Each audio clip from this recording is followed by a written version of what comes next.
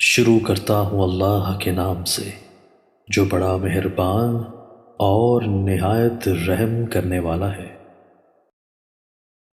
حضرت عبداللہ بن عمر رضی اللہ تعالیٰ عنہ بیان کرتے ہیں، رسول اللہ صلی اللہ علیہ وآلہ وسلم نے فرمایا، رحم کرنے والوں پر رحمان رحم فرماتا ہے، زمین والوں پر تم رحم کرو، آسمان والا تم پر رحم فرمائے گا۔ حضرت تمیم داری رضی اللہ تعالیٰ عنہ سے روایت ہے کہ نبی صلی اللہ علیہ وآلہ وسلم نے 3 مرتبہ فرمایا، دین اخلاص و خیر خواہی کا نام ہے۔ ہم نے عرض کیا کس کے لیے؟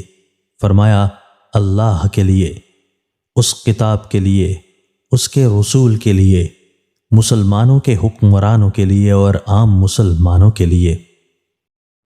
حضرت ابو ہریرہ رضی اللہ تعالیٰ عنہ بیان کرتے ہیں، رسول اللہ صلی اللہ علیہ وآلہ وسلم نے فرمایا، اللہ کی قسم وہ مومن نہیں، اللہ کی قسم وہ مومن نہیں، اللہ کی قسم وہ مومن نہیں۔ عرض کیا گیا اللہ کے رسول کون مومن نہیں؟ آپ صلی اللہ علیہ وآلہ وسلم نے فرمایا، جس کی شرارتوں سے اس کا پڑوسی محفوظ نہیں۔ حضرت انس رضی اللہ تعالیٰ عنہ بیان کرتے ہیں، رسول اللہ صلی اللہ علیہ وآلہ وسلم نے فرمایا، اس ذات کی قسم جس کے ہاتھ میں میری جان ہے، کوئی بندہ اس وقت تک مومن نہیں ہو سکتا جب تک وہ اپنے بھائی کے لیے وہی چیز پسند نہ کرے جو وہ اپنے لیے پسند کرتا ہے۔ سیدنا ابو سعید خدری رضی اللہ تعالیٰ عنہ سے مروی ہے، وہ کہتے ہیں، رسول اللہ صلی اللہ علیہ وآلہ وسلم نے میرا ہاتھ پکڑا اور فرمایا، اے ابو سعید، 3 کلمات ہیں، جس نے ان کو ادا کیا وہ جنت میں داخل ہوگا۔ میں نے کہا، اے اللہ کے رسول وہ کون سے ہیں؟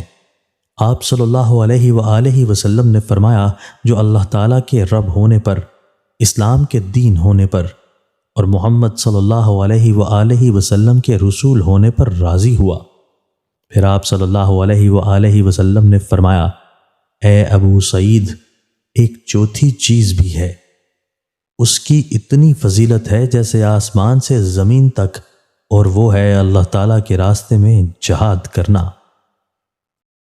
دوستو، اللہ تعالیٰ ہمیں ان احادیث مبارکہ پر عمل کرنے اور اپنی زندگیوں کو سنوارنے کی توفیق عطا فرمائے۔